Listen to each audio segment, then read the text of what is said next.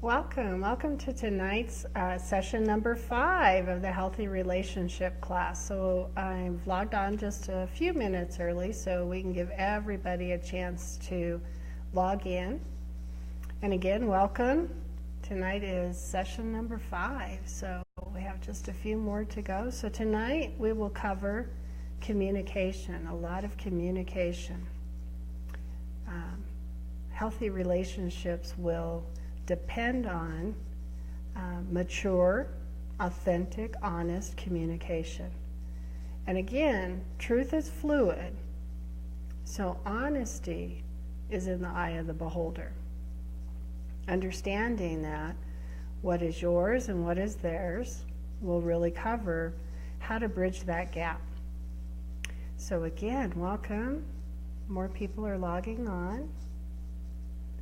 Just a few minutes early. So today I posted, if you don't like being a doormat, get up off the floor. That's triangle, right? So many times we complain about people treating us badly, but it's really our own role, right? Assuming the role of the victim that creates the landscape for someone to treat us as a victim. So you always have control, always. Welcome. You have control. You can get out of the triangle.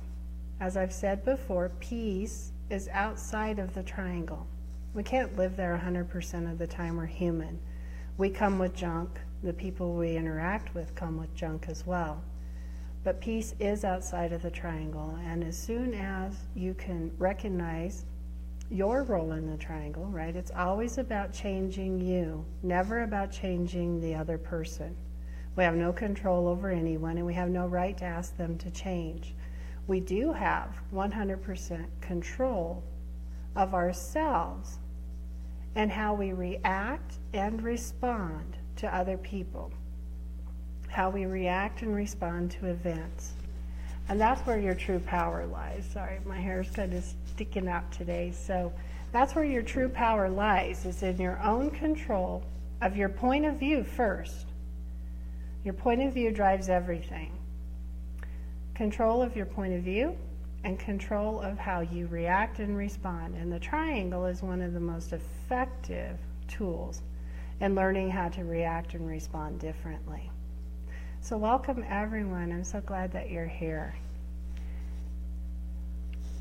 So it's 7:01, so we'll go ahead and get started, and other people will be joining in as soon as they can. And remember, you can type a comment if you have any questions, or if you'd like me to stop, go back on one of the events and explain it a little better, or if you have a situation that you would like to look into.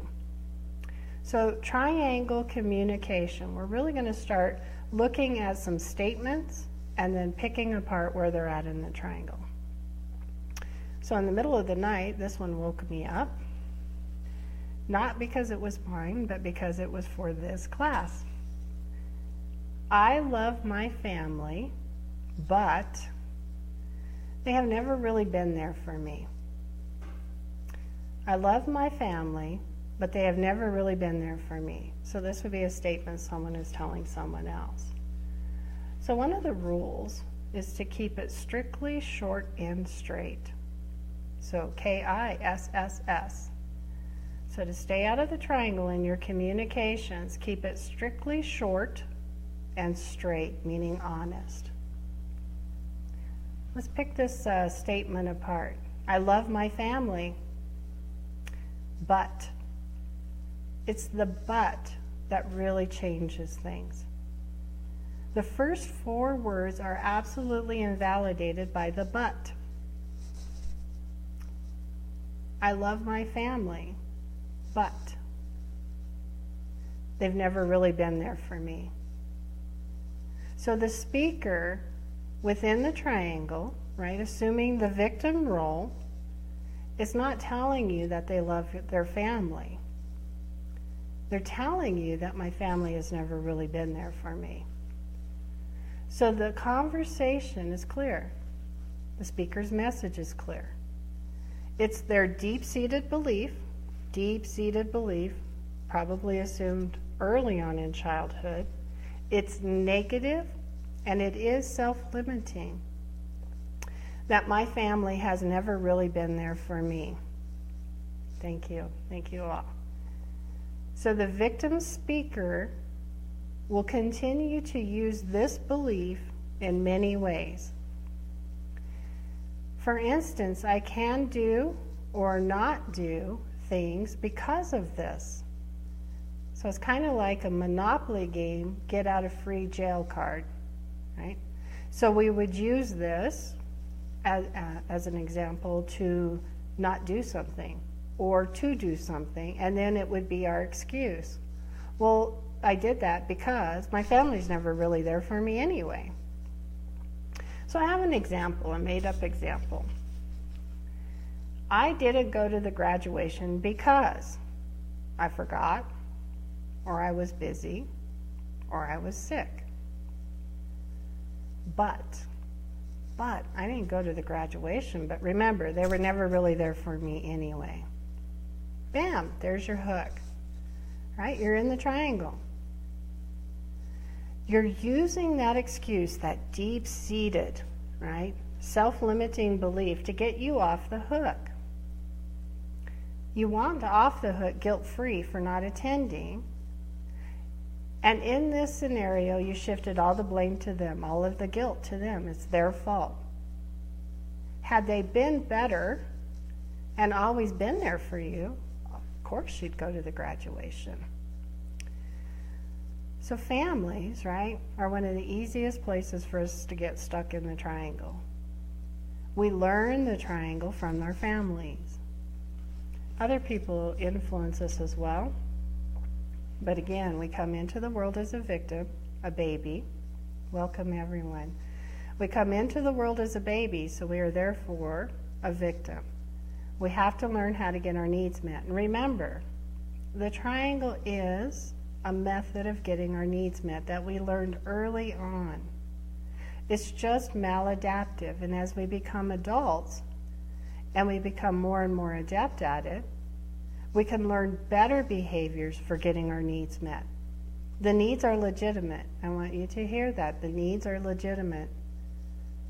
We just need to find better ways. More honest, authentic, sincere, kind, gentle, peaceful ways to get our needs met so that we're not hurting ourselves or others. So let's look at the components of the triangle. The components of this not going to the graduation triangle. I'm going to go ahead and assume this role. I am therefore both a victim, right? Because my family never really met my needs. I'm a victim. And that's a long-standing family role. And I'm a perpetrator because I wasn't authentic and honest about not coming, right? I'm busy, I forgot, I was sick. I invalidated the graduate, right? The person graduating. I invalidated the graduate by painting them with the same wide brush as the family of origin. So I want you to hear that. Because of my deep-seated negative beliefs that my family never meets my needs, I then painted an innocent person, the graduate, with the same wide brush. You've heard me say, be careful of who you paint with the same brush. They may not deserve it. But we have to know who we are and what we carry inside in order to avoid that. So the graduate doesn't belong to the family of origin, right? Our nuclear family. They're new, right? I'm much older than them. I'm going to assume the role of aunt, right? And I am an aunt, so I can do that.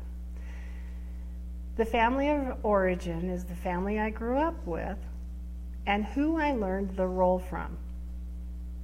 So being the aunt, I'm older than the graduate, obviously, and highly unlikely that we have any original history. We may, but it's highly unlikely. And so I'm using this excuse against the graduate who had nothing to do with it. That's triangle, right? I'm a perpetrator. I become the perpetrator because I've always been the victim. I've assumed the victim role. So take apart that statement. I love my family. Truth? Probably, right? Yes or no? That's for you to ask. Truth? Yes or no? I love my family. And then stop there. That statement stands alone. This would be a gratitude statement, right? I love my family. In my gratitude journal, I would be grateful for my family. But it shouldn't be combined with other transactions, especially when it's combined with a but, like the example above.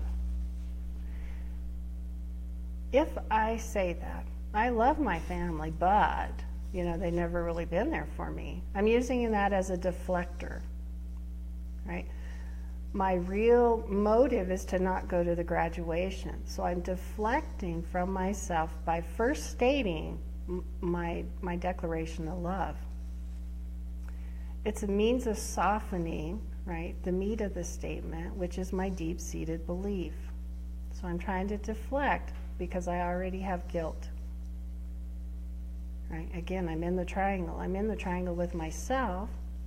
I'm in the triangle with the graduate, who should never have been involved, and I'm in the triangle with my family, painting them, right? It's their fault. So remember, you can absolutely love your family and also have experienced events that you feel they weren't really there for you, but keep it clean. Keep it clean. Don't combine them. So you can have both experiences. It's not an either or zero-sum game. That's where keep it strictly short and straight, right? Very honest. Be honest with yourself first. How can you be honest with anyone? Hello, thank you. How can you be honest with anyone if you're not honest with yourself? So, let's explore another common triangle interaction. Basically the same situation with the graduation. Hello? But this time, right, I couldn't come because I was sick. And I want you to know that this one has a lot of components, so if you want me to dig deeper, let me know. So I couldn't come because I was sick, which isn't true. But we often use this excuse. It's a go-to excuse, right? Especially if somebody, why didn't you come? Oh, I just didn't feel good. It hit me suddenly. We get our needs met. I want you to hear this, right? We're getting our needs met. All of us are. We didn't want to go to the graduation because of our own junk, right? And we'll kind of go into that a little bit. But because of our own junk, we didn't want to go to the graduation. And by stating that we were sick, we can avoid being the villain. We can avoid judgment, right? Wasn't my fault I was sick. So it's a perpetrator excuse, right? It's absolutely not fair to the graduate. So we are perpetrating on them because we're using the excuse of not being sick, or of being sick. I want you to look also at the excuse, I was busy. And all of these, right, by not going to the graduation, we invalidate or devalue the graduate who had nothing to do with our original role of the victim. My family doesn't really meet my needs. We're invalidating or invaluing the graduate by not going, by not honoring them. Same with I forgot. Hopefully we won't forget at graduation, but could happen. So the graduate isn't valued. We didn't value them. It's highly likely that when we devalue this other person, it comes from a deep-seated, devalued belief in ourselves. We wouldn't honor ourselves, therefore it's not out of the realm for us to not honor them. So there's two paths we'll follow with this scenario tonight. One is that we don't go to the graduation, but we realize our mistake. And we have a conversation afterwards with the graduate, right? And it's a conversation outside of the triangle. It's honest, it's authentic, it's short, simple, straight. So we may tell the graduate, I sincerely feel bad about not going for you. I realize I was stuck in my old junk from when I was growing up, and I just never got over it. I want you to hear those words, right? I realize I was stuck or operating from my old junk when we were growing up, and I just never got over it. I'm carrying it forward. That's truth. It's not an excuse. And it's absolutely telling the other person how it happened, right? So that they may understand that it wasn't them. It was me. It was my old junk. And graduate, you were never part of that original mess. You were never part of that mess. So then we can offer, right, if we're being authentic and sincere, and we truly love this graduate and want to honor them, honor their success, their achievement. We could offer, I will have a day, a time, a moment, right, with the graduate outside of the drama triangle, where I can express how sincerely excited I am of their accomplishments. So this would be a form of an apology, but with a little different twist. It's truth and honesty, authentic, and a way to let them know it wasn't ever about them. Because if we don't do that, they will forever go forward with that belief that they weren't even valuable enough for that their valued member of their family, somebody they really wanted to come, didn't honor them enough to show up. And then also gave a lame excuse because, unbeknownst to most of us, we feel that that's not right.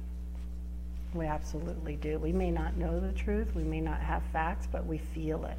And we operate from the feeling. Remember, we always operate from the feeling more than we operate from our logical mind. 90% of the power of our actions is driven by our self-beliefs. For most of us, right, why I'm talking to you, I recognize that mine were limiting, negative, deep-seated beliefs. And that's where I operated from. Even though I wanted to be operating from my logical mind, right, my prefrontal cortex. When I got triggered, I immediately came into my deep-seated beliefs. All right, so scenario number 2 with this would be not to get in the triangle to begin with. And this is a hard one for most of us. We almost always jump in the triangle. We've been trained to do that. So bear with me, right? Imagine having a different outcome. Keep it strictly short and straight. Set your boundaries. Set your boundaries. So not volunteering, right? So let's say that it's a family get-together, like many of us are used to.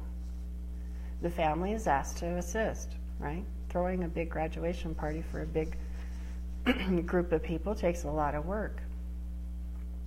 So let's say that this graduation invitation absolutely triggered in you old junk.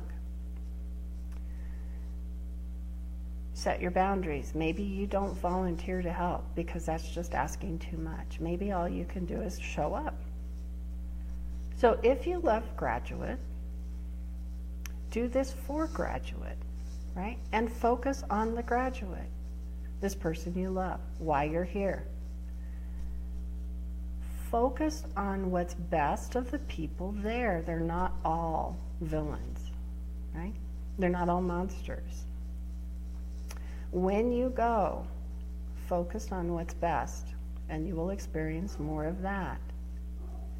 If you come with your junk and you only see them from your junk, guess what you're experiencing? The junk. That's where your power is. That's where your control is. So come focused on the best that there is. Everything that you can find, right? Do your homework before you go. The food's going to be good. I'm going to get to see somebody that I haven't seen in a long time. We always have a good time, right? There's a lot of laughter. There's a lot of jokes. I am strong enough to withstand any of the negativity.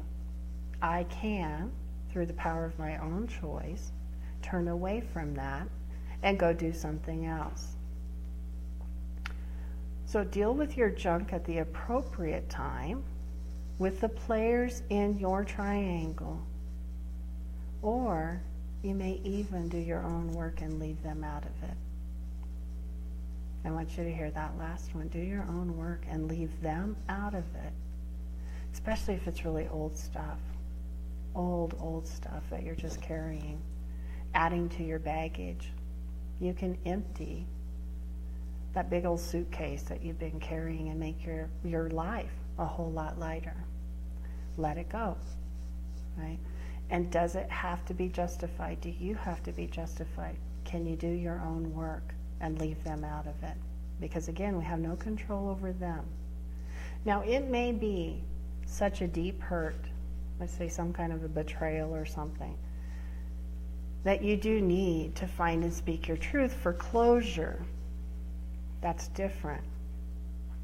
Again, with all the respect that you would want for yourself, you speak just the truth. What happened, how it made you feel, and what you carried forward from that, and then let it go. They may be able to offer something you didn't know, but they may not. It's still up to you to let it go. You have full control over what you put in your baggage. Your baggage is yours, and what you pack in there is yours.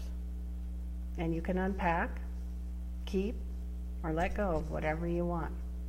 And it absolutely affects the outcomes of your life. So I choose to let it go. I like living a much lighter life.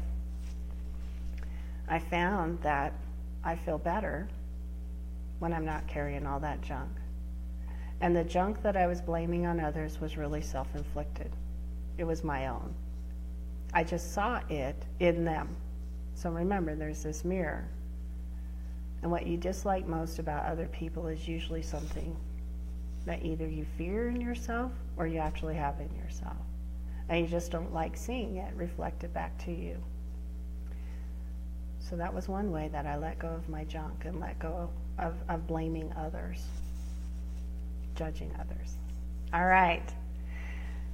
So hit the like or love button if that was helpful.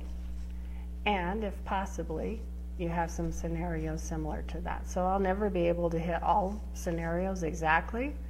This is you saying that's similar. I can do this. So this next one is communication in the drama triangle, and it's called the yes but cycle. Thank you. The yes but cycle. And we all know people like this.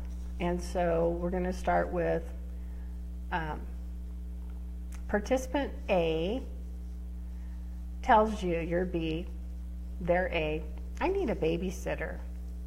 And they may ask you in a way such as, who do you use? Or, do you know of any? Right? I need a babysitter. Do you know of any? Or, I need a babysitter. Who do you use? So you're B and you say, yes, my neighbor Cindy. She's great and my kids love her. And here it is. A, yes, but. Right? Remember that invalidating but. She's too young. I heard while she was watching X's kids, she was on the phone the whole time. She let the kids run wild and they made a mess. They ate junk food and they didn't go to bed on time. Blah, blah, blah, blah, blah. Right? It's all story. Understand? It's all story. So B thinks, okay, have you thought of Mrs. Smith? I've heard from a lot of people that she's really great. Here it is, yes, but she's too old, and I think she's grouchy. Every time I meet her, she's grouchy. Right? And it could go on and on and on, right? You can offer, B can, if they're really dedicated, they can offer 3, 4, 5 different scenarios. But A will always come back to yes, but. So there's motive, right? A may want you to babysit, but just can't ask you. Or she just wants to complain about how hard it is to find a babysitter, how unfair the world is, right? So she obviously is a victim in this, not getting her needs met. So let's look at the points. First off, this is a never-ending loop because A isn't open to suggestions.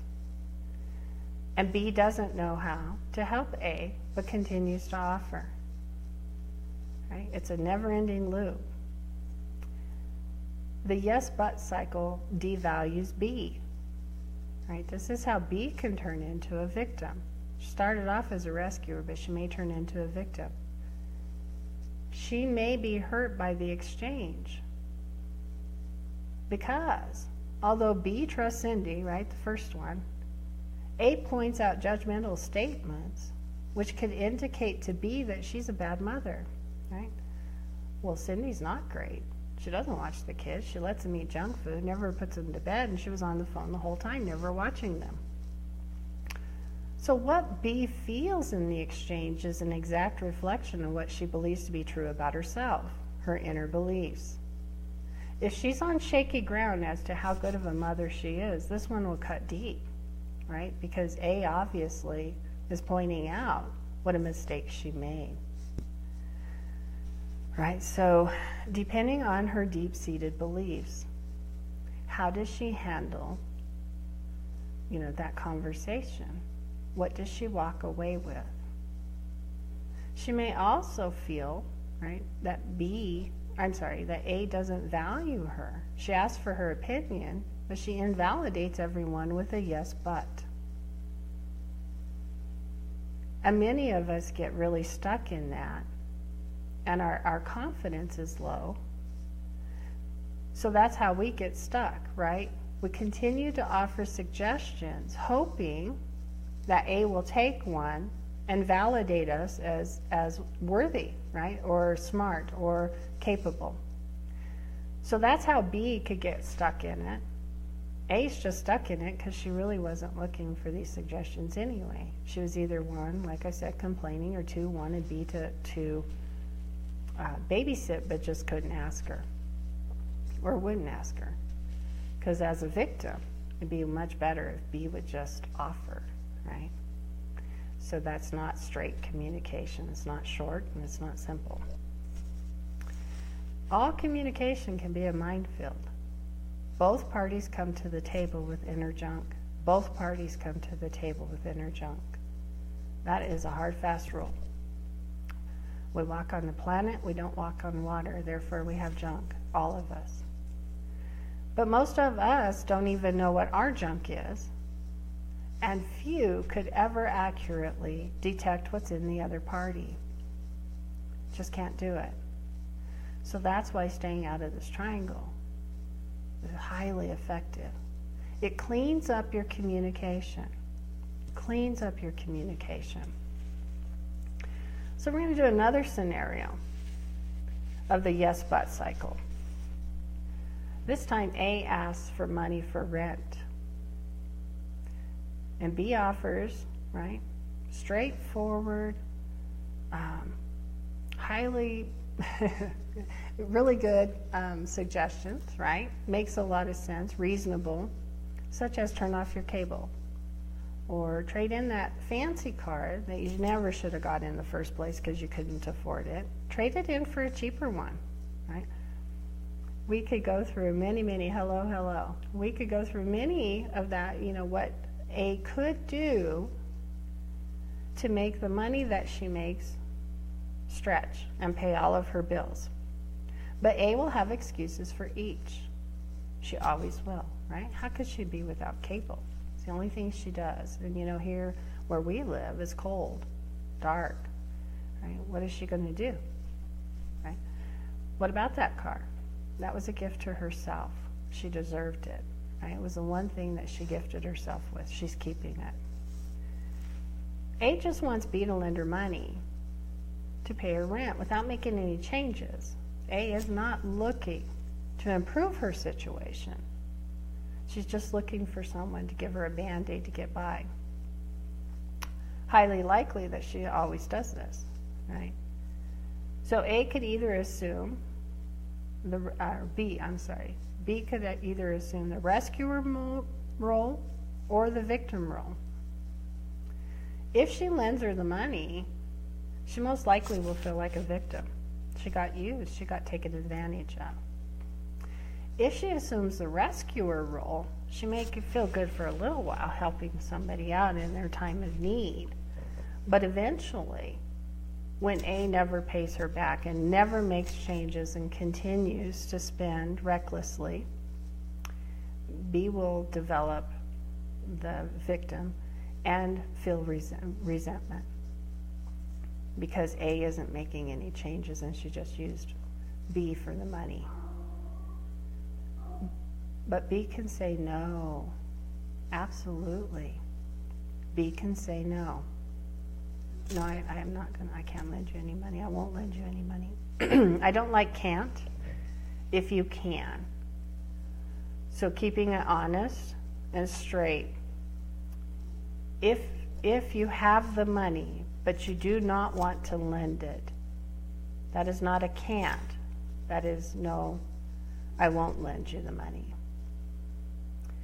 If you don't have the money, and it's true, right, lending you the money would put my own finances in jeopardy, that's truthful as well. And I like staying away from I'm sorry, right, because sorry can have different connotations, and for most of us out here, right, we are chronic sorriers, right? I mentioned last week, sometimes people bump into a wall and say, oh, I'm sorry, right? Or if anything goes wrong, oh, that's my bad, I'm sorry, when they had nothing to do with it. So I apologize. It was a language switch for me, and I'll ask you throughout this 12 weeks just to change your language. Again, so if it's not I can't honestly, then it's I won't, or no. Simply no. So I apologize. That would put me at financial risk.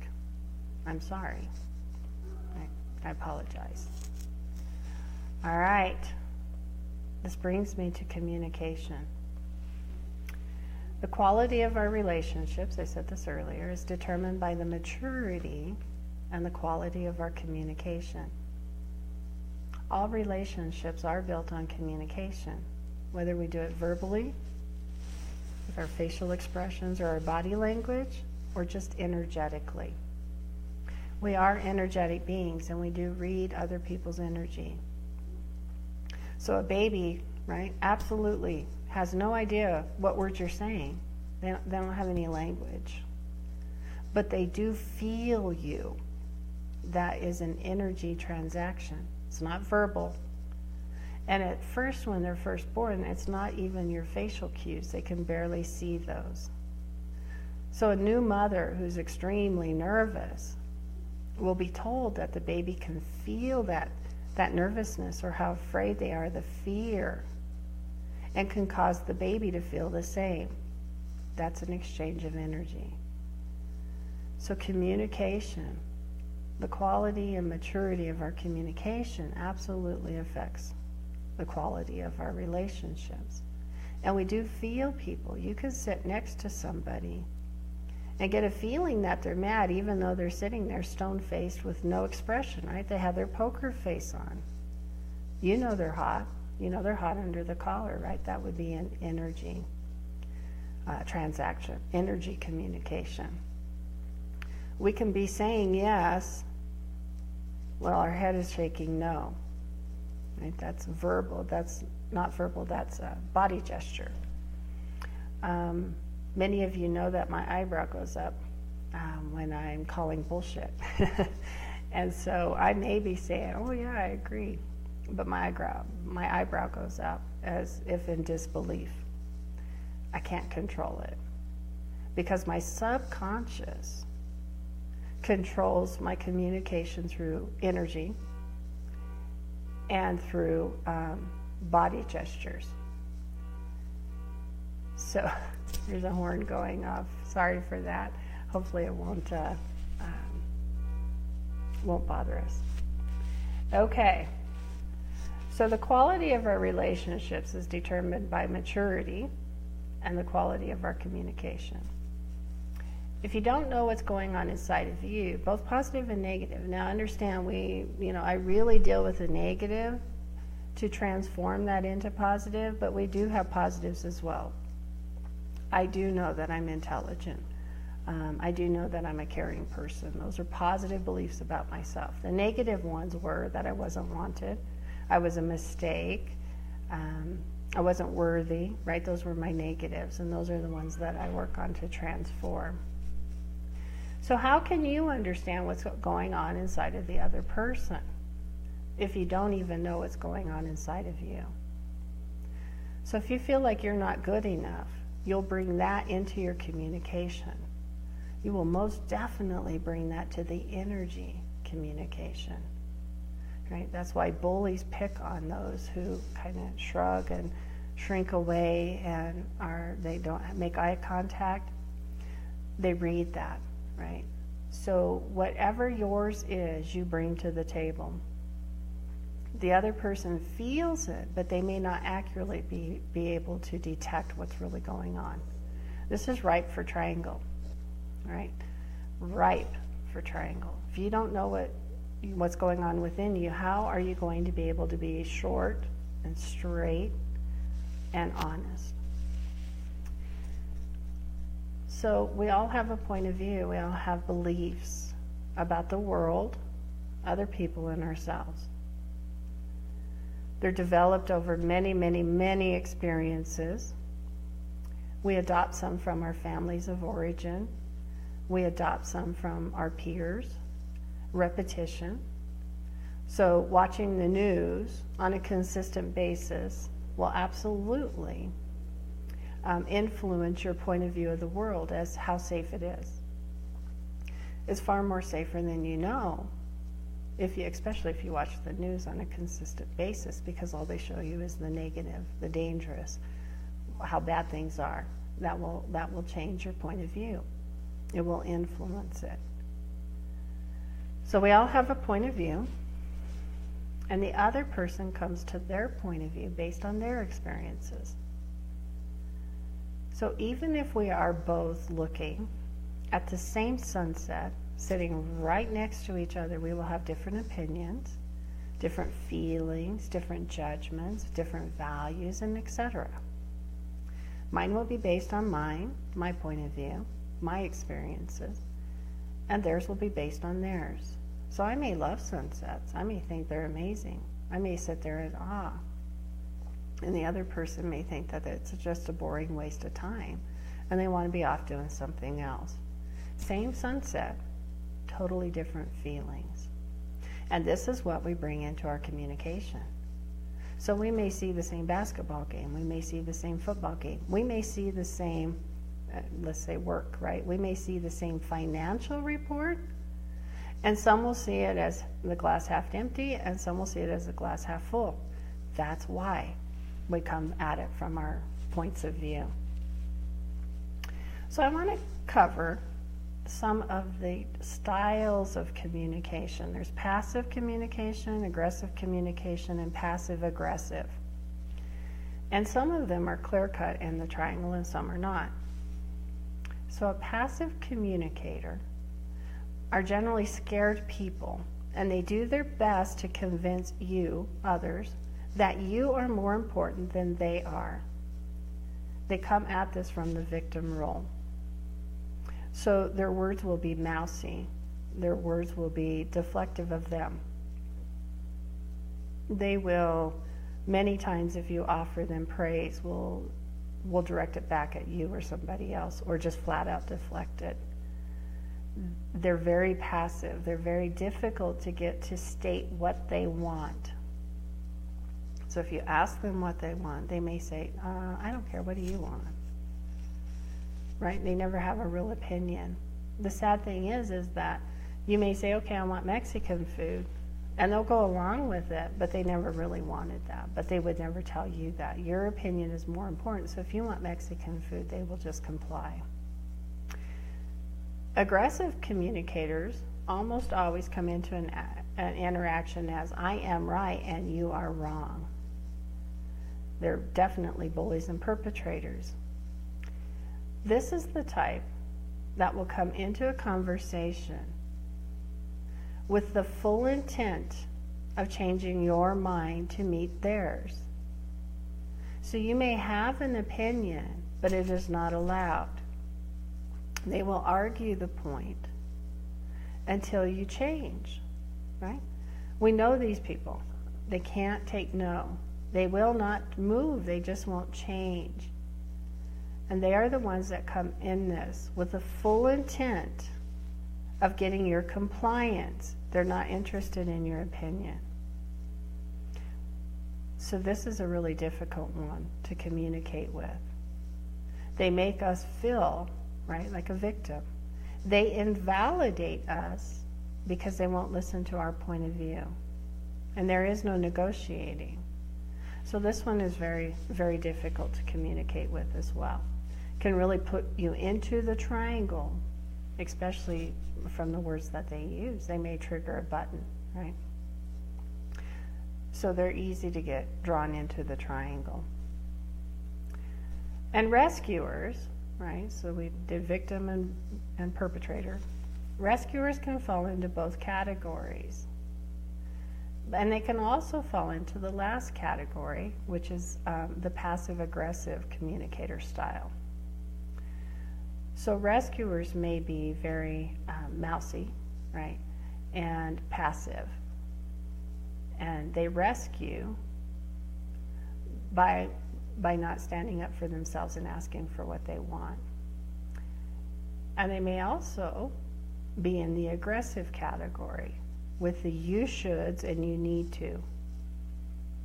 Right? So rescuers can really get on that aggressive communication style. Parents really assume that role. One, they want the best for their children. They don't want them to ever have any hardships or challenges or pain, which is rescuer, but they're very aggressive about it. Right? Absolutely, they want you to toe the line, right, so that you don't get hurt. So rescuers can fall into all of those categories. Now, the passive-aggressive style of communication is the most difficult to deal with because it has so many faces. And it's not clear. They're passive and aggressive, and you don't know where they're coming from. And I will tell you that most of us have a very comfortable style of communicating, either passive or passive-aggressive. As I was doing this training, it's NLP training, I think my basic style is passive-aggressive. So it's the most difficult. These people are warm, bubbly, and happy on the outside, even when other people are grouchy, but only, right, until the people they are trying to maintain a facade with are gone, right? And then they become grouchy just like everyone else. Other times, right, we use a passive-aggressive style, and I think this falls into most people's categories. We use a passive-aggressive style to convey anger or hostility because we aren't confident enough to be authentic and honest in our anger. So if something's wrong, something is wrong. It's okay to find and speak your truth without judgment or blame. You will hear me say this a lot. Find and speak your truth without judgment or blame. So the graduate, for instance, in the first scenario we covered, the truth would be, I'm highly disappointed because you did not come to my graduation, which meant so much to me. Right? There's no judgment in that. There's no blame in that. Strictly stating the fact. I'm disappointed. Right? So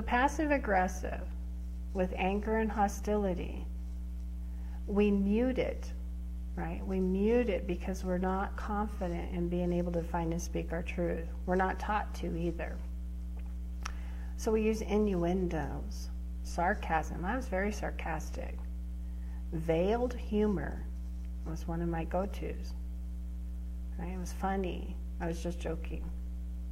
Muted language to convey a message, basically to express ourselves, but with no known outcome of the other, right?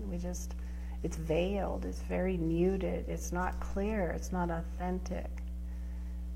And we don't know if we'll get it, if they will get it or not, right? And that's not, in good communication, the purpose is that the other person understands us. But in passive-aggressive communication, we'll never know if they got it or not, right? We passed on that sarcasm, we passed on that humor. They may have felt the sting, but they may not have, right? Because it was veiled, wasn't clear. So I talked about gossip and how destructive gossip is. And gossip is a passive-aggressive trait. We're talking about other people, trying to put on a show, right? We are demonstrating our frustration or our disappointment of the other person. We use gossip to do that. We tell someone else, not the person we're gossiping about. So many times, right, we have that statement. If you have something to say it straight to my face. But very few of us ever do. It's very difficult to do that, to find and speak your truth without judgment or blame. It takes a whole lot of confidence. It takes a whole lot of self-respect, right? Because we are the source of all. Whether it's love, respect, appreciation, gratitude, any of that, we're the source. So in order for us to be respectful of the other person, we must have our own self-respect. In order for us to value the other person, we must have our own self-value. So it's very difficult for us to find and speak our truth. We generally don't have the confidence to do so. So passive-aggressive communicators are really difficult to communicate with because they put on a different show to appease different people on totally different ranges of topics. So what they do for one, they won't do for another. That's why it's extremely difficult to communicate with passive-aggressive people. So you see them interacting with one group of people and you assume, right, you assume that they'll do the same with you.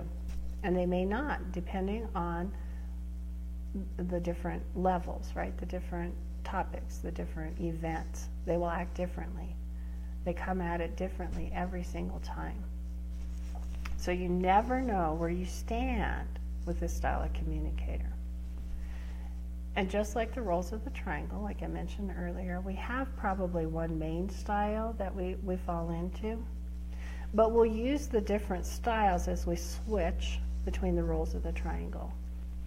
So we may be passive-aggressive with people we don't know or at work, but we may be clearly the victim in our own family of origin. We can switch depending on what role we're playing. So I want to talk about peaceful communication, communication outside of the triangle. Know what you want. First and foremost, know what you want before you ever begin communicating with another. Know what you want. Keep it simple and short, and above all else, strictly straight. Don't throw any innuendos in there. Don't throw any mixed messages in there. That's why short, simple. I love my family. Stands on its own. But when we couple it with something else, the message is mixed. So know what you want. First and foremost, know what you want. If you need assistance, ask for assistance. If you don't want to go somewhere, don't go. Right? And don't lie about it. Just state, I won't be there. Or I'm not going. I'm not going this time. Don't soften it with a whole bunch of other stories, right? Like the blah, blah, blah. So, this one, I like this example. So know what you want. So this comes really from training from the book, right? Men are from Mars, women are from Venus. So there was an example. A woman wants ice cream. But instead of telling her husband that she wants ice cream, she veils her desire in innuendos and hints. She may say something like, do you feel like ice cream? And if he doesn't and he says no, she's disappointed. And many times she's mad. She's just mad because he said no. She wanted the ice cream, but she wouldn't ask for it. But he's confused about why she's now grouchy. And he begins to make up monsters in his head about why she's now grouchy, right? Because she turned. The moment he said, I don't want ice cream, and he's not paying attention, right? So he's not following the line of communication because it's all veiled. So he begins to make up monsters based on this mysterious, right, switch of events. And he drums up in his own defense, right? Now he has to defend himself because she's mad at him. He doesn't know why. He's got these mysterious monsters that he has to defend. So he shoots off his defense of himself, which then makes no sense to her, right? She doesn't know why he's telling her that. And it further pisses her off, right? Because now he's weird. He's just weird. She doesn't know what he's doing. And she's still mad because she didn't get her ice cream. She wanted her ice cream. This all started because of that. She still didn't have it. She didn't get her needs met. And this is where labels begin, right? Labels in our relationships. I want you to hear this. We all have them, especially if we've been together for a long time. And it's based on our inner junk, right? It's not theirs, it's ours. And so she may label that he's not sensitive. He just doesn't get it. Or this is a killer. He never does what I want to do. Never, right? That's triangle language. Never and always. He only thinks about himself and his needs.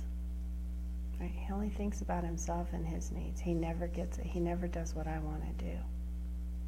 And he's thinking, oh my God, what now? I can never make her happy, right? This would be a typical, definitely, we all have not good enough, but men really carry this. I can never make her happy. Nothing I ever do is good enough. She's unpredictable. She's always got PMS, always, right? And I never know when. So that's when the labels begin. From something as simple as, I want ice cream, would you take me? Doesn't matter if he wants it or not. If he wants it, he'll get it if he goes. Here's the other thing. He could say, no, not this time. We're on a tight timeline, right? We got to get so-and-so place and traffic's heavy. Can we pick it up on the way back? Right? You can have honest negotiations, clear-cut negotiations. We can move our positions when we're both coming at it from an honest position. So that's how labels get started. I'd really love for you to think about yours with your a special person especially. But you may even label your kids, and it would be based on your junk, right? Are you painting all situations with a wide brush of I didn't get my way one time, and now it's a you never do what I want to do, right? So we can dig into that one a little bit if you want to. Let's say, for instance, you wanted to go on this special vacation, and he didn't want to. And you carry that disappointment where? In your baggage, right? And then from then on, whenever he says no, you paint him with the same wide brush. He never does what I want to do. And I want you to know what happens in your subconscious. When you say words like never and always, they're not true. But remember, the subconscious doesn't know fact from fiction. That's why little kids believe in Santa Claus and the Tooth Fairy. They're operating from their subconscious, which is wide open. So if you say he never does what I want, it will put all of those times that he didn't do what you want together, and it will amplify them and make them more true. And what it will do, this is what's important, is it will filter your eyes, your ears, what you feel when he does do what you want to do. And you'll absolutely diminish it, forget it, or not even see it. So you'll be stuck in the he never does what I want to do, when that's not true. And that's where it triggers his, I can't ever make her happy, there's nothing I can do that's ever good enough. Because you don't see when he does do it, because of your filters, right? Your subconscious junk. So watch those terms, never and always. They're absolutes. And remember, nothing in life is absolute. All right. So, stems from your inner junk, and here's a clue. If it triggers you, the trigger is yours. No one can push a button that isn't there. If you have pen and paper, write this down. If it triggers you, you get an immediate reaction, an immediate response. You either feel gross, icky, sad, right? Like you want to cry, or you're angry or pissed off, or immediately you get that trigger. The trigger is yours. Because no one can push a button that isn't there. So if you have self-value and you have self-respect, let's say you're the graduate and you're a very mature one, right? You're a very mature graduate, and somebody you love doesn't come to your graduation, but you're self-confident, right?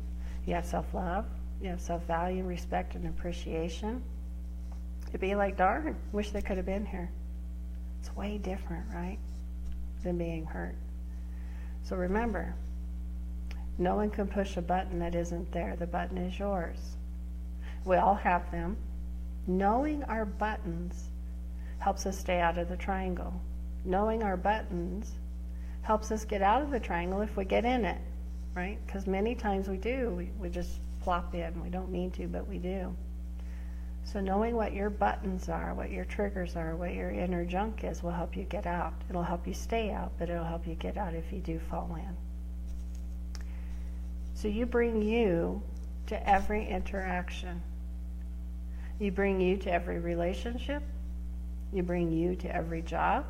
You bring you to every crisis, every good moment. You bring you to everything. You bring you to your life.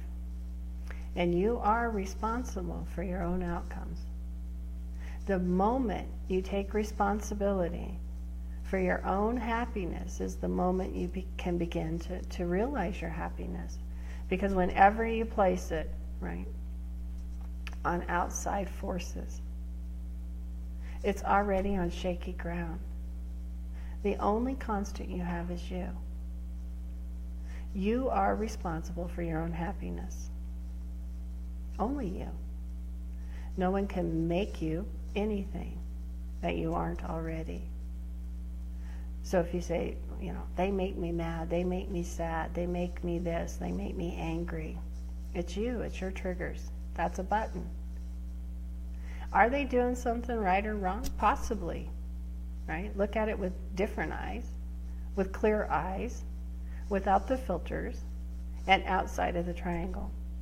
You absolutely can observe other people's interactions without judgment or blame. But you must be an observer, neutral, and you must be outside of the triangle. So you can observe outside of the triangle. You cannot observe from within the triangle because you bring your junk, right? The triangle is absolutely your junk. You control your point of view. You can change that. I used to think the world was hard. I used to think that if you didn't work hard, right, it wasn't worth it. If it wasn't extremely difficult to achieve, it wasn't worth it. That the world would always pull the rug out from under me. That, nobody really had my best interest at heart. Remember, right, my personal lies, my deep-seated negative limiting beliefs, whereas that I was not wanted, I was a mistake, I wasn't worthy, all of that, right? That's what I brought to the table. That's what influenced my point of view. That's how I saw the world, from those filters. You can change. You can change what's planted in your subconscious. No memory is 100% accurate. It changes. And we can change when we get new information. So before jumping to the other person Here's your next rule. Pause. Pause, pause, pause. And sometimes you have to pause for days before you can be out of the triangle and in a neutral position to find and speak your truth without judgment and blame. So pause until you can speak your truth without judgment and blame. If you cannot speak without judgment and blame, don't speak at all. Stay out of it. You do not have to interact, right? There's many times that you can just let it be, right? What did Thumper say? If you can't say anything nice, don't say anything at all. It's somewhat like that. So without judgment and blame. Know what's yours. Absolutely, when you come to a situation, look at self first. Is this yours or is this theirs? And again, if it's a trigger for you, it's yours. They probably have some too, but it's yours. You can only control you. This whole program is about changing self, to have the courage to look at what your junk is, to change self. Absolutely. Not about getting anyone else to change. We don't have any right to ask any other person to change for us. It's one of the hardest things I learned from my mentor, Victoria. No one was placed on this earth to make me happy. That was their job, to make themselves happy. It was my job to make myself happy, and I had no right to ask them to change. They weren't placed on this earth for me. I wasn't placed on this earth for anyone but me, and the same was true for them. So yes, do we want it to change? Possibly. If it's abusive, should it change? Yes, but what do we change? Right? We have the choice to stay or to go. If you don't like being a doormat, get up off the floor. All right. Assume it's all yours and then separate it from there. Listen to self, right? You must listen to self. If you want something, ask for it. That's listening to self. Hey, I want ice cream. It's pretty easy to do, right? Listen to self. But then don't go into that whole passive-aggressive communication style of, well, do you want ice cream? Hey, do you feel like ice cream? If they're honest and they don't, they don't. You're never going to get your needs met through that kind of style. If you don't want to do something, decline respectfully. Right? No, I don't want to volunteer for whatever concessions, whatever that is. Right? Don't want to, then don't. Because if you do it to please someone else, you'll feel resentment. And you'll add that to your baggage. Right? You'll feel like a victim. Because you victimized you, they didn't, but you'll blame them, right? So know what you want, be able to say no, ask or decline, be able to do that truthfully and honestly. And without adders, I want you to know, if you say no, right, just like, oh, I was sick, no. And don't say, oh, I'm so busy, I don't know what I'm going to do that day, or I have other plans that day, and you don't, right? Get out of that. Just say no. Sometimes no is all you have to say. It's cleaner that way, right? It's just cleaner that way. Now, it does take an air of self-value and self-respect, right, and self-love to be able to just say no. Hey, will you? No. And that's it, right? And if you can tell, it's really hard for me not to add to that. It's a hard one just to say no, but practice it. It's very powerful. And it's clean. It's just clean. They're not getting any mixed messages from you. All right, so this is an important one. I want you to know this. We'll really kind of explore this a little bit more as we continue on. Is know when you want the door of communication open and when you want it closed. And know how to maintain that. So again, we'll practice that quite a bit. Let's see what time. We're at 8 o'clock, so I'll just kind of give you a teaser for that. So let's say that it's your partner, your love partner, and you want honest, authentic communication. You're negotiating something difficult. Let's say that you're going to move, or you want to change jobs. Let's do that. Let's say that you want to change jobs. I know that one. You want to leave the doors open. If you attack the other person, right, they're going to close down. So let's say that you say, you know, I don't want to work at this job anymore. And they say, but we need the money. And you immediately fall into a rage of, you never do what I need to do. You never pay attention to my needs. How could you not tell that this job was killing me?